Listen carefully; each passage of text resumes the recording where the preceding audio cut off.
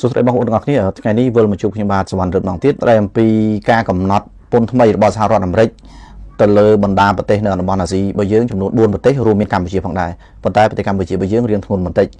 การกำหนดปนนี้คือมีระดับดอลเตอร์ใบปอมพรามรอยมาพายมวยเพียรอยเนาะการไปทางไงจันนี่โลกประเทศนี้ทประเดี๋ยวสหรัฐอเมริกโลกโดนัลด์ทรัมป์บ้านสำรัฐกำหนดปนทำไมแต่เลยบรรเทโซลาแดนนอมโจลปีกัมพูชีแต่การสหรัฐอเมริกระดับดอลเตอร์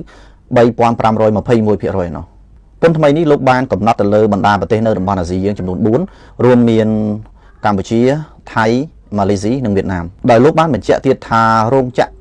របស់ចិនធំៗជាច្រើននៅតាមបណ្ដាប្រទេសទាំងនោះបានលក់បន្ទះសូឡាដែលមានតម្លៃថោកជាងតម្លៃផលិតកម្មនិងទទួលបានការឧបត្ថម្ភធនក្នុងការប្រកួតប្រជែងជាមួយនឹងទីផ្សារសហរដ្ឋអាមេរិកដោយយោងទៅលើសេចក្តីសម្រេច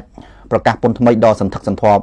កាលពីថ្ងៃច័ន្ទនេះឈានដល់ការស៊ើបអង្កេតពាណិជ្ជកម្មរយៈពេល1ឆ្នាំដោយបានឃើញថាក្រុមហ៊ុនជាច្រើនដែលបានផលិត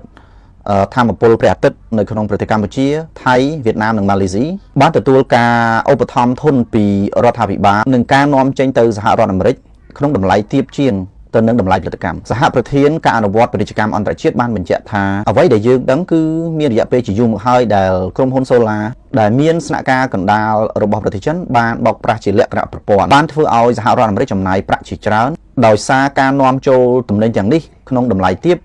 និងមិនមានភាពស្មើគ្នា